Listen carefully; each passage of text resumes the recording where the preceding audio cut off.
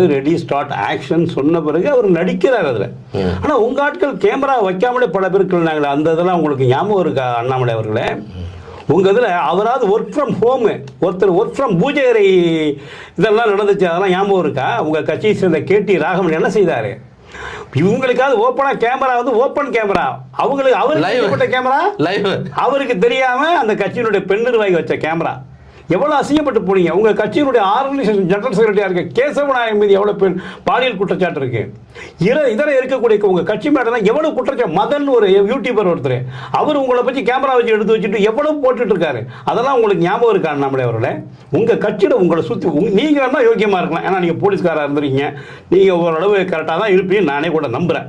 ஆனா உங்களை சுத்தி இருக்க பின்னாடி இருக்க எல்லாரும் ரொம்ப கரெக்டான ஆட்களா? விஜயை பத்தி நீங்க விமர்சிச்சா அவர் படத்துல அவருக்கு தொழிலுங்க அது, அவர் தொழிலை விட்டுட்டு வராரு. இப்ப அந்த கேள்வி 50 வயதுல வரீங்கன்னு கேட்குறீங்களே, இந்த